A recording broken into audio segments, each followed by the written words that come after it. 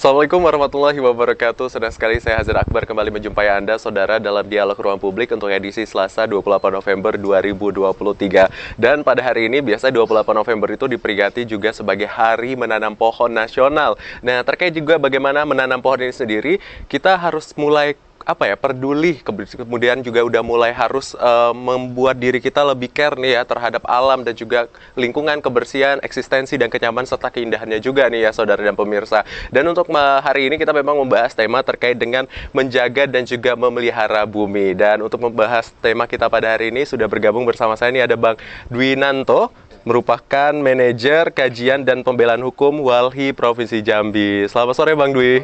Selamat sore, sehat Bang Dwi? Alhamdulillah sehat. Alhamdulillah sehat. Jadi kita nanti akan berbincang dan juga berdiskusi saudara bersama Bang Dwi, dan juga nanti bagaimana kaitannya juga dengan kita nih harus mulai peduli nih atau mulai sadar bahwa hutan dan juga tempat kita bernaung ini sudah tidak baik-baik saja seperti itu ya Bang ya. Dan untuk saudara serta pemirsa yang ingin bergabung dan juga berbincang bersama kami, langsung saja di line interaktif kita di 0741 66385 atau di 0811 743 3133. Nah Bang, mendengar tema merawat dan menjaga bumi, kita apa yang Abang ingin sampaikan Bang?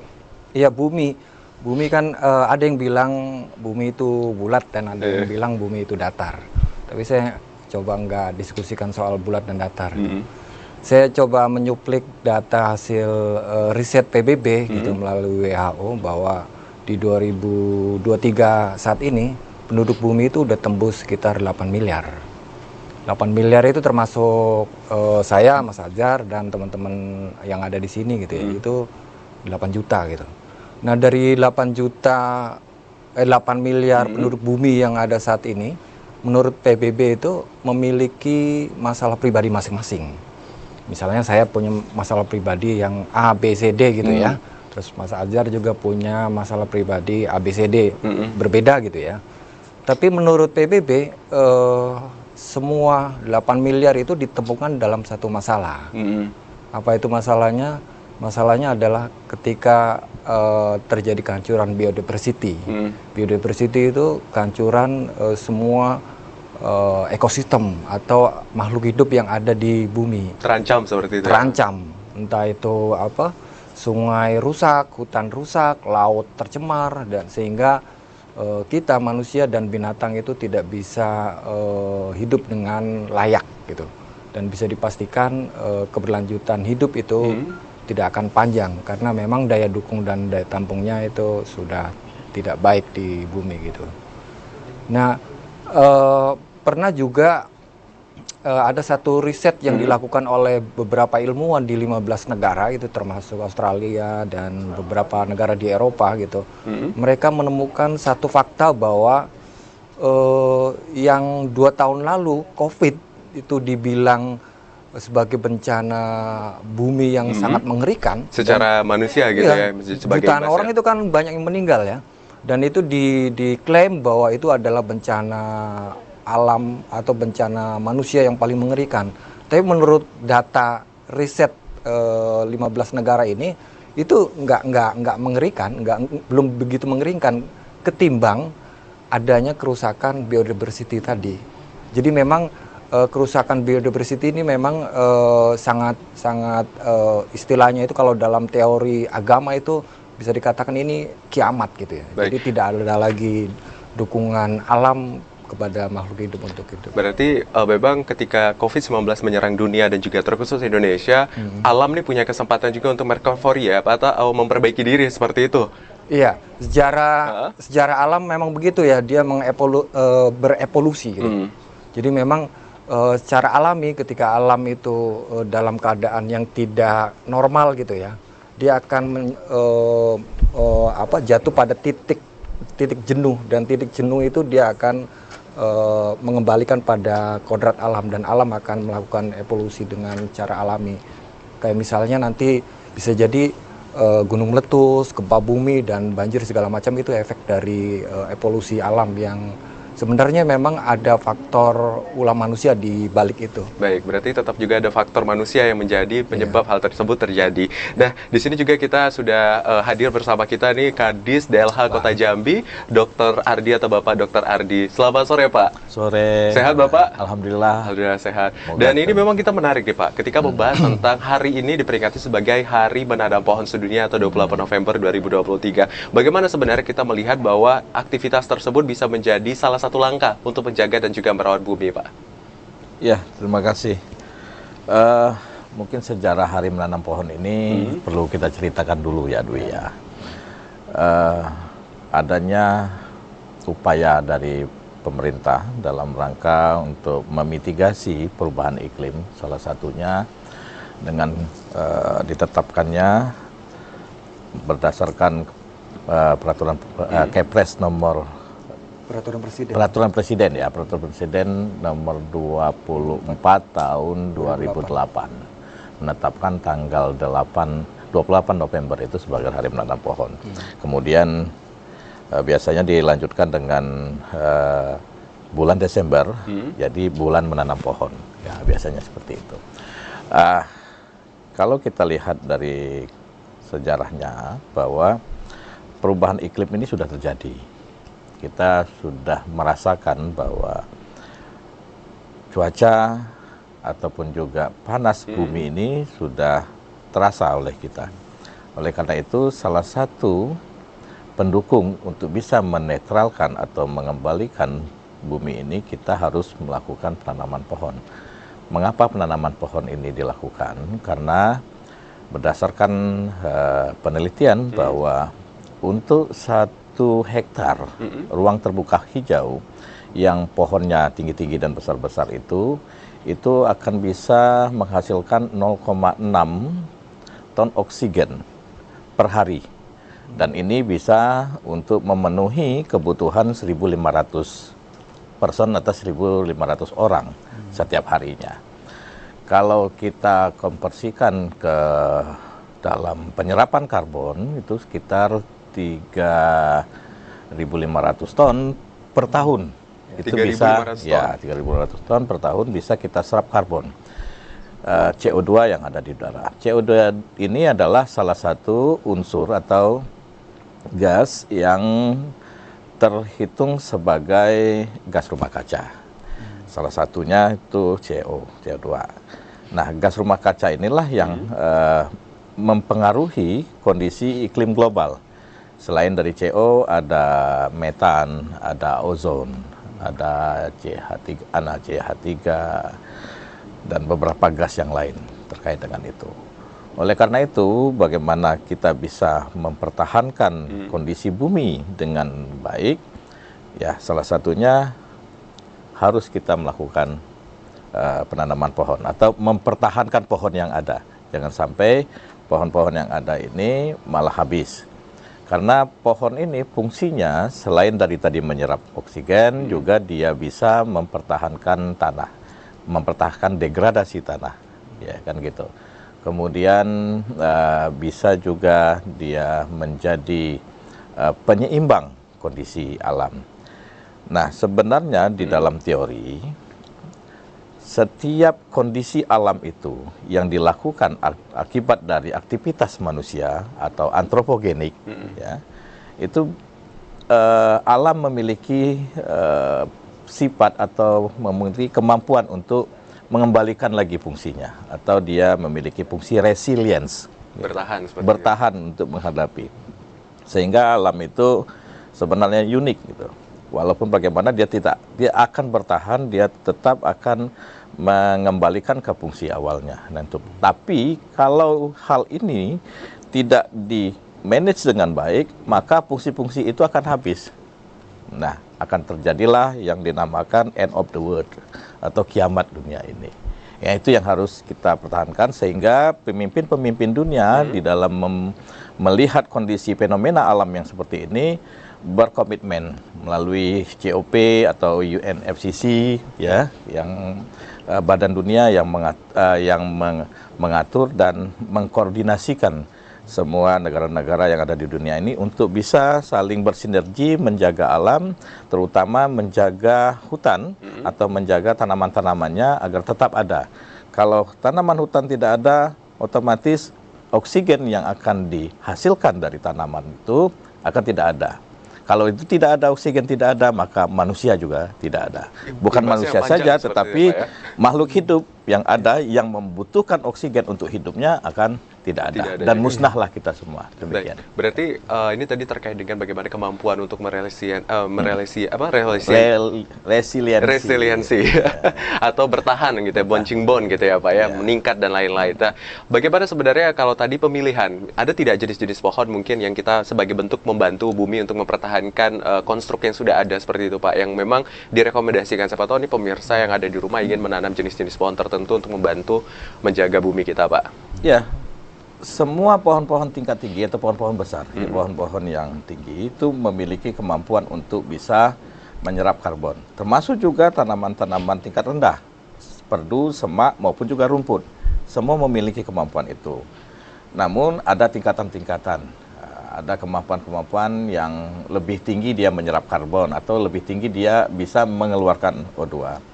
Seperti tanaman untuk penyerap polusi, eukaliptus itu bisa berfungsi untuk penyerap polusi, menyerap karbon yang tinggi, kemudian bisa juga dia menetralkan udara. Kemudian terkait dengan penguatan tanah, kemudian kemampuan untuk mengeluarkan O2 yang tinggi, kemudian menyerap CO2, itu tanaman seperti tanaman terem besi. Terem besi itu sangat tinggi penyerapannya. Dari beberapa penelitian yang paling tinggi serapan karbon itu dari tanaman terem besi.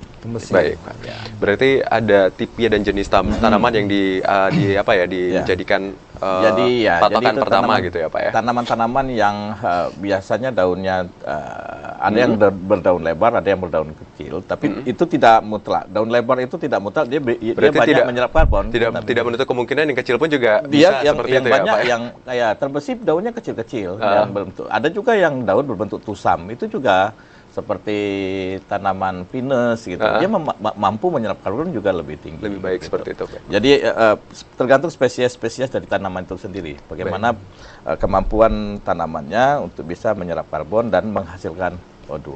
Baik, kalau misalnya membahas tentang Bang Dwi, tadi tentang bagaimana jenis pohon dan lain-lain, kita kan kembali lagi bahwa memang bumi ini sebenarnya sudah menghadirkan beberapa jenis pohon untuk kita sebagai manusia ini menikmati sebenarnya. Kalau untuk hitungannya sendiri, sebenarnya di Provinsi Jambi ini sendiri, dari Walhi, hitungan hutan kita ini sekarang tinggal berapa Bang? Nah kalau Jambi ini kan luasnya 5,2 juta hektar, daratannya itu kurang lebih begitu ya. 5,2? Dikurangi Pulau Berhara kurang lebih 4,8 kurang lebih begitulah ya.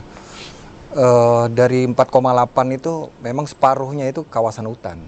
Nah, berarti sekitar 2 jutaan gitu ya. Dari 2 jutaan itu kemudian kawasan hutan juga dicacah menjadi kurang lebih 2, ada konservasi dan ada produksi.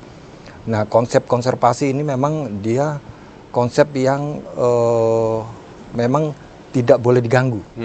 Tidak boleh diganggu gitu, dan tidak boleh dirusak. Nah, wilayah yang boleh diganggu, dirusak, ditanami oleh tanaman-tanaman lain itu di wilayah produksi. Pertanyaannya, apakah wilayah yang tidak boleh diganggu ini juga dalam keadaan yang masih baik? Temuan Walhi di lapangan itu memang banyak yang sudah rusak gitu, baik pelakunya ini masyarakat yang konservasi sendiri, ya Bang ya? Konservasi, baik masyarakat sendiri maupun kelompok-kelompok korporasi juga terlibat di sana gitu. Ada beberapa temuan kita di wilayah lindung itu mereka sudah masuk. Bahkan komunitas tanaman yang tidak boleh ditanam di kawasan hutan itu ditanam di kawasan hutan gitu. Dengan mereka melakukan penebangan, kemudian lahan itu kosong ditanami dengan komoditas tanaman yang mereka miliki gitu.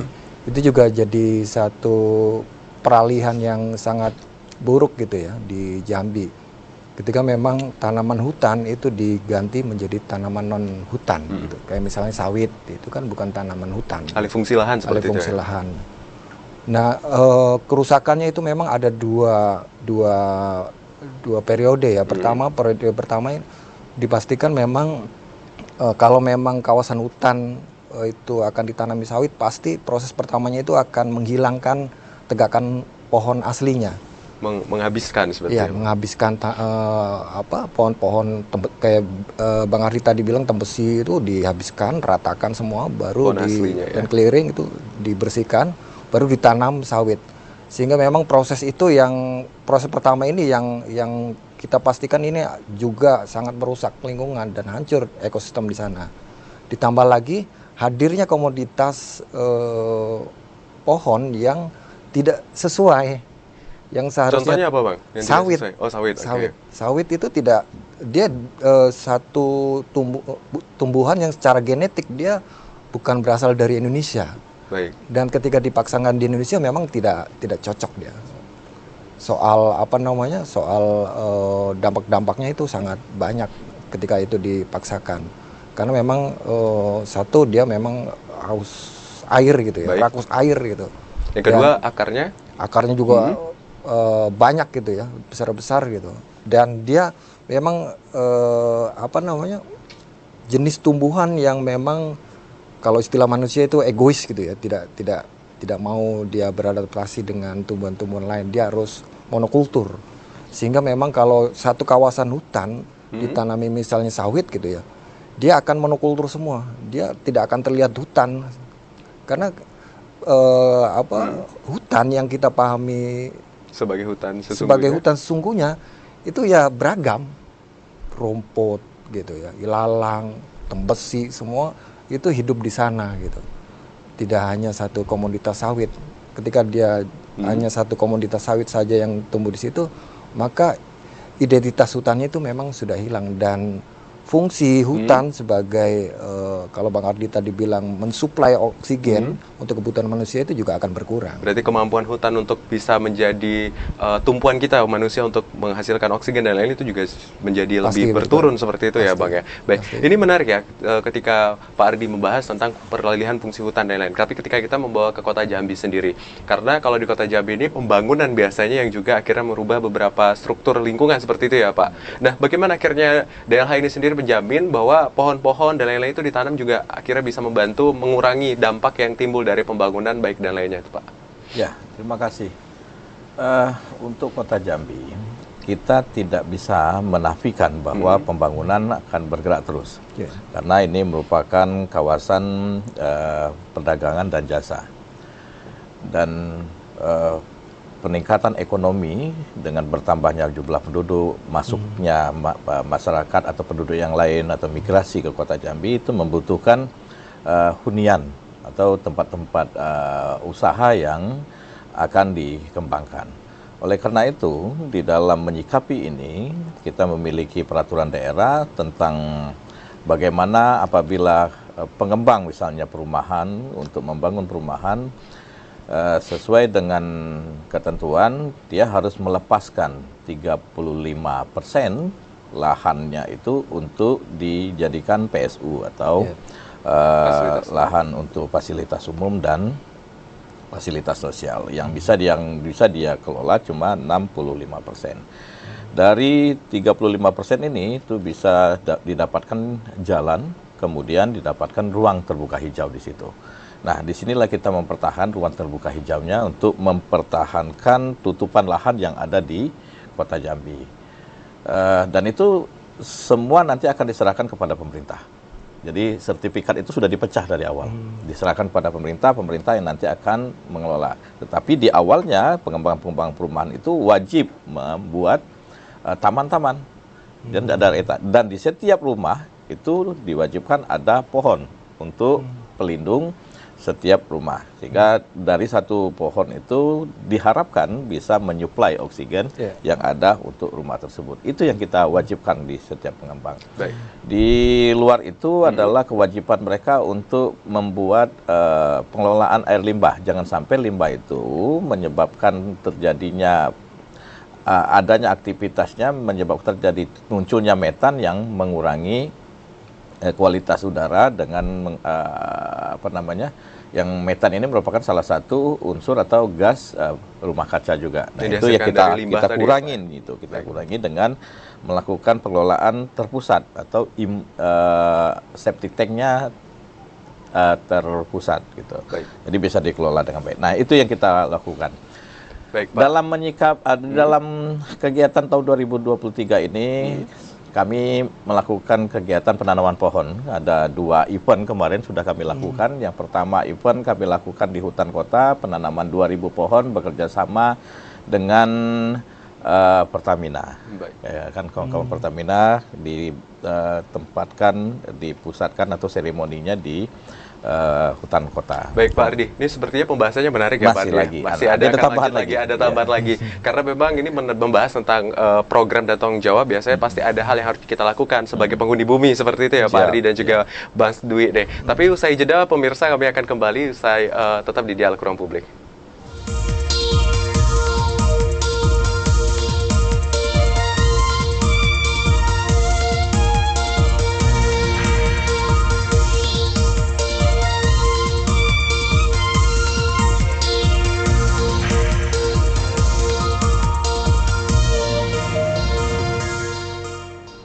Terima kasih saudara pemirsa masih menyaksikan Dialog Ruang Publik, dan pembahasan kita masih menarik bagaimana akhirnya hari menanam pohon ini juga sebagai hari kesadaran kita untuk lebih menjaga lingkungan dan juga kebersihan. Dan ini menarik nih, tadi kita menyambung lagi ya Pak Ardi ya terkait dengan program. Program apa lagi tadi Pak Ardi selain dengan menanam 2000 pohon yang sudah dilakukan di hutan kota? Ya, di hutan kota itu selain kita kerjasama dengan Pertamina di seminggu yang lalu, kemudian juga ada penanaman pohon bekerjasama dengan Hotel Luminor. Nah, kemudian kita juga tergabung dalam beberapa komunitas, komunitas Bank Sampah dan TPS 3R, dipusatkan di TPA Talanggulo. Kita melakukan juga penanaman pohon dalam rangka hari menanam pohon dan dikolaborasikan dengan pengelolaan sampahan. Bagaimana penanganan sampah dan melakukan pengolahan sampah untuk dapat mengurangi sampah di Kota Jambi. Jadi komunitas Bank Sampah dan TPS 3R beserta dengan kawan-kawan mahasiswa dan kawan-kawan komunitas pencinta alam yang lain berkumpul. Alhamdulillah lebih dari 500 orang berkumpul pada waktu itu di TPA di hari Sabtu yang lalu, dan kita melakukan penanaman pohon juga.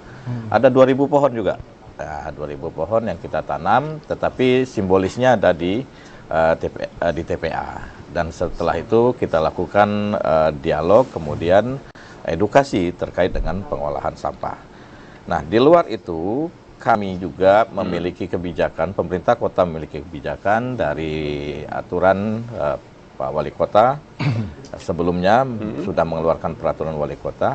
Apabila melakukan pemotongan atau menumbangkan atau memotong pohon, memotong pohon sehingga dia tidak ada lagi, itu diganti. Satu pohon yang ditumbangkan itu diganti 100 pohon. Bibit pohon yang ukuran tingginya itu 2 meter wajib, minimal 2 meter. Jadi kalau kalau masyarakat mau melakukan penebangan pohon yang khususnya pohon yang ada di dalam database pohon yang ada pada kami memiliki lebih dari 4.000 pohon yang sudah tercatat yang dikelola oleh pemerintah Kota Jambi.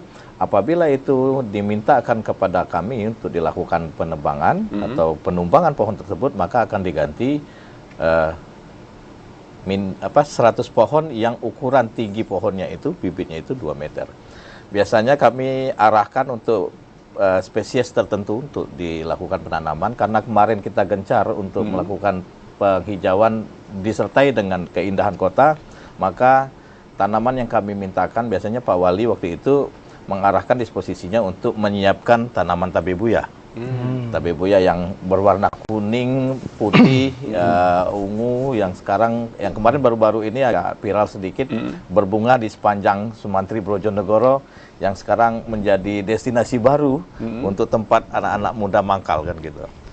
Nah, alhamdulillah penanaman pohon ini tetap selalu kita lakukan. Upaya kita bagaimana Kota Jambi itu bisa menjadi satu tempat yang tidak saja anekdot lama apabila sudah menghirup atau meminum air batang hari maka dia tidak akan melupakan Jambi dan akan kembali lagi ke Jambi, tapi kedepannya kita coba menciptakan keasrian Kota Jambi sehingga siapapun yang sudah datang Kota Jambi merasa nyaman hidup di Kota Jambi. Itu yang kita kita pikirkan. Baik Pak Ardi, ini menarik ya ketika membahas sebuah program seperti itu, tapi nanti pasti banyak program-program lainnya. Nah, untuk Pak Dwi sendiri nih Pak Dwi, temuan sejauh ini, kalau misalnya menarik lagi lebih luas, kalau Jambi kota ini adalah satu unit terkecil dari provinsi seperti itu, istilahnya titik pusatnya. Tapi kalau misalnya kita menarik lagi luas wilayah provinsi Jambi yang tadi sudah dijelaskan begitu luas, apa ada temuan atau tidak dari pihak Walhi sejauh ini sendiri? Karena mengingat Abang ini juga terkait dengan pembelaan hukum dan lain-lain, Bang. Sebelum temuan ya, jadi Walhi itu punya satu prinsip untuk menilai soal penegakan hukum terhadap kejahatan lingkungan gitu. Pertama, kerusakan lingkungan itu dibagi dua. Pertama, dia bencana alam.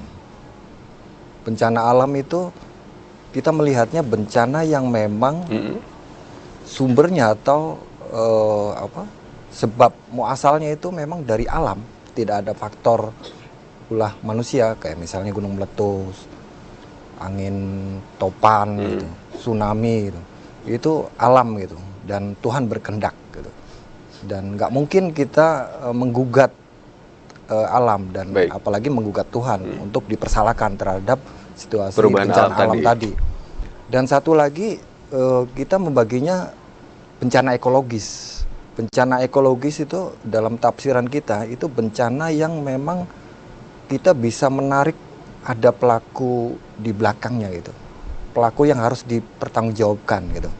Bencana ekologis kayak misalnya banjir, terus kebakaran hutan. Itu kan kalau kita mau perdalam kasus itu kan bisa dilihat siapa sih yang terlibat, ada hukum sebab akibat seperti itu ya Bang ya? Tidak bisa seperti misalnya gunung meletus dan segala macam. Ini bencana ekologis. Sehingga kita membagi itu kepentingannya ya tadi untuk menemukan siapa yang harus bertanggung jawab. Karena ini penting untuk mencari siapa yang harus bertanggung jawab, dan dia memang secara hukum harus dilakukan penegakan gitu. Sehingga tidak melakukan kembali tindakannya dan alam tetap terjaga gitu. Soal temuan, memang di Jambi secara keseluruhan gitu ya, di Jambi ya, saat ini memang bencana itu sudah cukup banyak versinya ya, bukan hanya situasinya gitu ya. Ada misalnya musim hujan, dulunya kan ada musim hujan dan musim kering, tapi sekarang sudah ada musim banjir dan musim kebakaran hutan dan lahan gitu. Ini sudah paling tidak ada 4 musim gitu ya. Nah, untuk musim kebakaran hutan dan lahan memang kalau ditarik dari peristiwanya itu dia meledak di tahun 2015 itu. Dan di 2015 itu mendadak memang bukan hanya banyak pakar-pakar yang tiba-tiba jadi pakar kebakaran hutan dan lahan, tapi juga muncul dan jadi satu momentum lahirnya beberapa regulasi atau peraturan pemerintah gitu ya. Apa peraturan pemerintah? Peraturan tentang paling tidak soal pencegahan dan pemulihan terhadap objek-objek yang memang sering terbakar, kayak misalnya wilayah gambut gitu. Itu terbukti dengan munculnya PP nomor 15 2016 gitu ya, tentang pencegahan dan penanggulangan karhutla di wilayah gambut. Nah, ini memang kita bisa dalam kasus kebakaran hutan dan lahan, kita bisa dalam menafsirkan bahwa ini adalah bencana ekologis. Karena temuan kita, fakta di lapangan memang ada faktor penyebabnya, aktor-aktor di belakangnya ya. Nah, kalau secara awam kebakaran hutan dan lahan itu kalau secara awam gitu ya. Ketika kita mendengar kebakaran hutan dan lahan, apa sih yang kamu pikirkan? Pasti yang pertama pikirkan itu El Nino kan. El Nino itu iklim kering seperti iklim kering ya. Berarti siapa nih yang bertanggung jawab? Tuhan patut kita persalahkan? Nggak mungkin kan. Terus yang kedua itu ada yang membakar lahan, gitu kan, di kepala kita, yang bakar lahan. Oke, yang bakar lahan berarti ini patut kita gugat nih orang yang membakar lahan. Makanya memang dalam konteks pencegahan kemarin di Kepolisian Daerah Jambi itu mengeluarkan maklumat bahwa siapa yang bakar saya akan tangkap, gitu. Baik. Tapi kita melihat dalam kasus kebakaran hutan dan lahan ini, temuan kita itu bukan hanya penyebabnya bukan El Nino dan adanya pembakaran lahan, tapi ada satu lagi juga yang sangat penting. Apa itu itu? adalah tindakan-tindakan yang melakukan pengeringan lahan.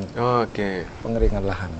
Jadi memang lahan tersebut disengajakan untuk Pengeringan dikeringkan. lahan, iya. Karena Tujuannya memang untuk apa, Bang? di 2015 dan 2019 itu kan 90% wilayah gambut itu yang terbakar. Dari ratusan ribu hektar itu kan. Kenapa dia terbakar wilayah gambut itu? Karena memang dikeringkan. Di PP 57 2016 itu kan instruksinya itu PP itu instruksinya bahwa wilayah gambut yang sehat, dia bilang begini ya, wilayah gambut yang sehat itu tinggi muka airnya 40 cm. Jadi ini dataran gambut di atasnya, turun ke bawah itu 40 cm, Turun harus di bawahnya ada air. air. Oke.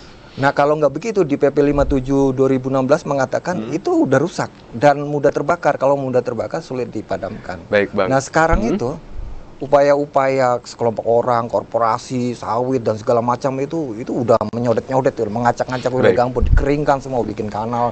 Sehingga memang bakar atau tidak dibakar, memang terbakar. Baik, karena ada Bang, proses pengeringan. Baik, Bang Dwi, ini menarik ya ketika kita sudah melihat ada aksi tertentu yang dilakukan untuk akhirnya merubah fungsi lahan seperti itu ya, yang harusnya sesuai aturan ada batasan tertentu, tapi ini akhirnya dirubah untuk kepentingan pribadi dan juga personal. Oke, ini saudara pemirsa, pembahasan kita masih akan menarik, usai jeda kami akan kembali tetap di Dialog Ruang Publik.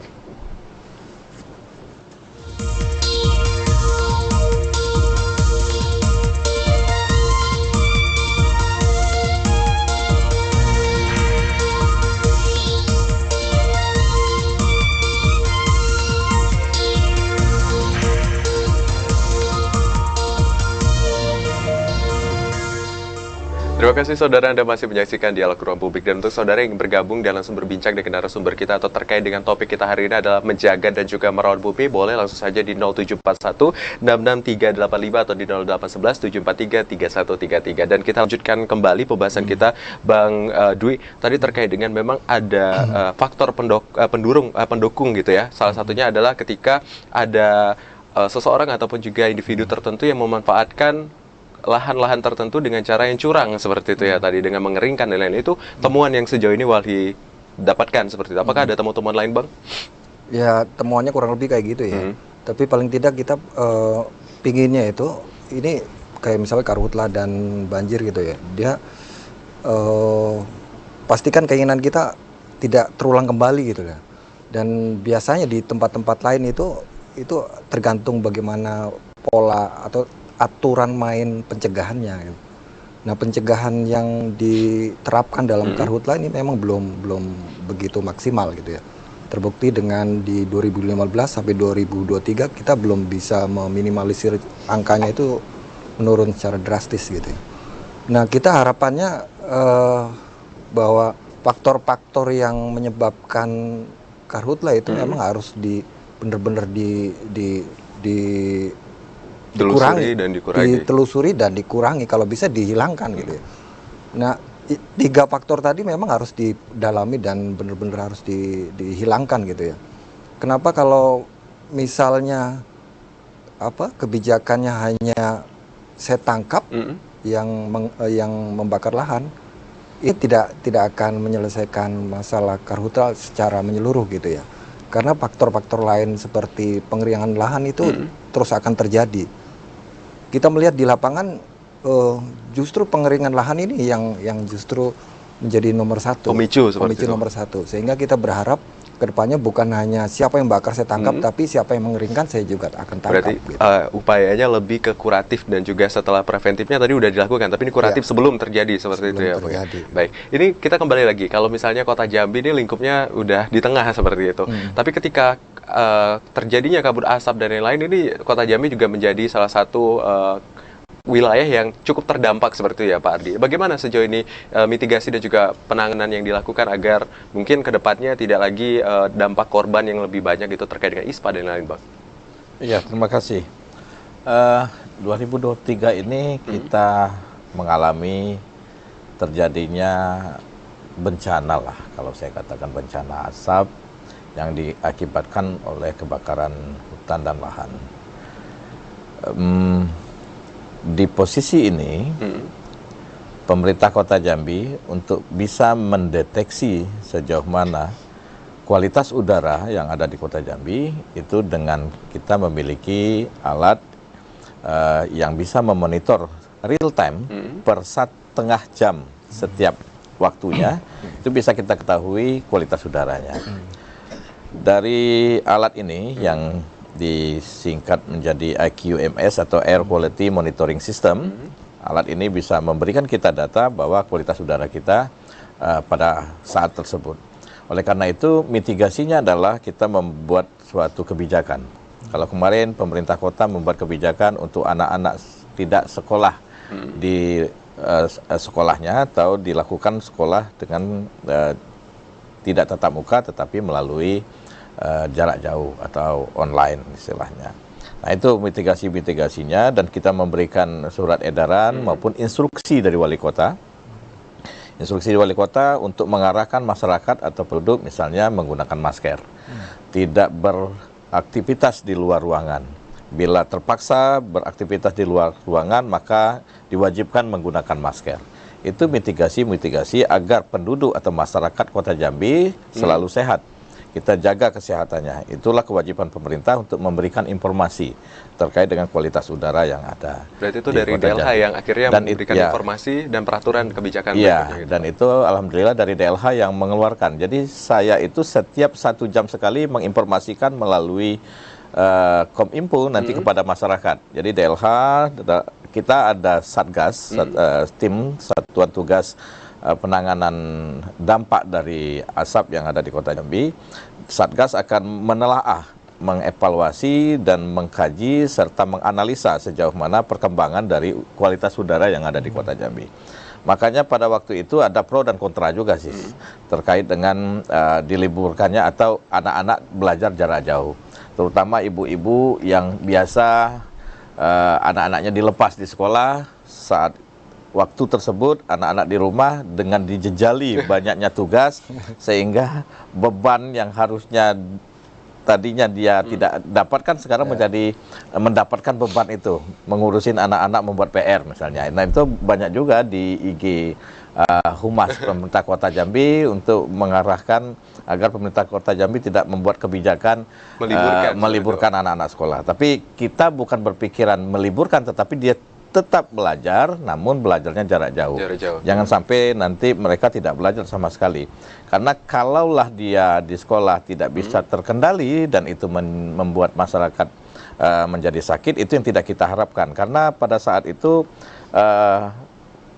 ISPA atau penyakit ISPA itu sudah teridentifikasi meningkat. Cukup tinggi sepertinya. Cukup tinggi pada waktu itu. Oleh karena itu kebijakan harus dikeluarkan oleh kepala daerah. Nah, terkait itu makanya alat pemantau kualitas udara itu menjadi satu faktor utama yang bisa kita ambilkan datanya untuk memberikan informasi kepada masyarakat. Data itu bisa dilihat ada 2 displaynya yang kita letakkan. Pertama display itu di Tugu Keris dan satu lagi display di Taman Gajah di Simpang Pule.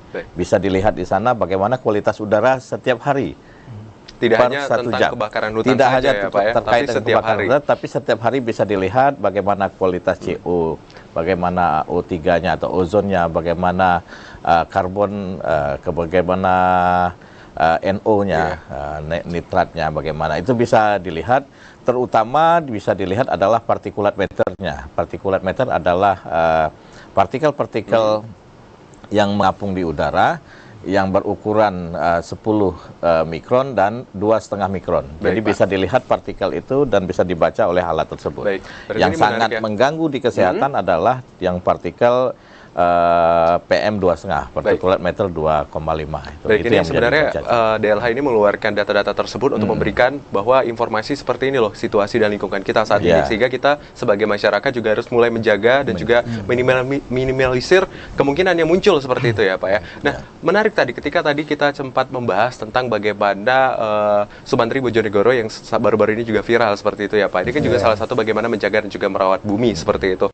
Nah, ketika biasanya tempat-tempat tertentu viral, lingkungan tertentu viral, biasa datang masyarakat atau rombongan dan lain-lain, dan akhirnya merubah fungsinya yang awalnya indah dan akhirnya muncul problematika yang baru seperti itu. Tadi mungkin sudah disinggung juga di awal sama Bang Dwi ya, terkait dengan banjir yang dan lain-lain. Nah, bagaimana sejauh ini DLH untuk di Kota Jambi, Pak, untuk mengatasi sampah-sampah, apalagi kalau kita sudah lihat malam tuh anak-anak juga banyak yang nongkrong gitu. Mungkin informasi supaya menjaga kebersihan seperti itu, Pak.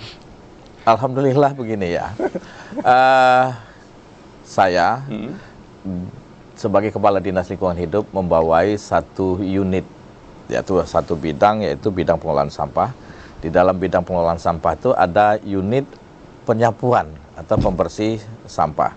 Baik. Yang setiap subuh ibu-ibu atau bapak-bapak yang kita berdayakan untuk melakukan pembersihan. Mulai dari jam 5:30 itu sampai dengan bersih. Sampai batas jam 9. Biasanya jam 8 sudah tuntas.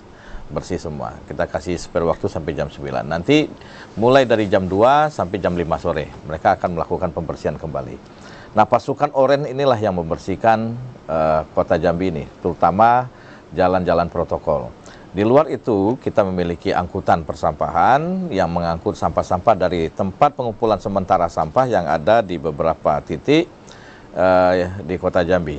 Nah, terkait dengan tempat-tempat atau lokasi-lokasi tertentu yang sangat banyak dikunjungi oleh Gen Z ataupun juga malah orang-orang tua juga begitu. Satu tempat yaitu di Tugu Kris. Setiap malam itu selalu ramai. Maka di situ kita setiap pagi saya sudah tekankan kepada petugas jam 8 sudah clear, tidak ada lagi sampah yang itu. Kemudian untuk pedagang-pedagang kaki lima yang ada di sana berharap banyak dengan mereka agar sampah-sampah yang ada itu mereka kumpulkan sendiri sehingga nanti paginya kami bisa membersihkan secara tinggal cepat. mengangkat ya, Pak ya.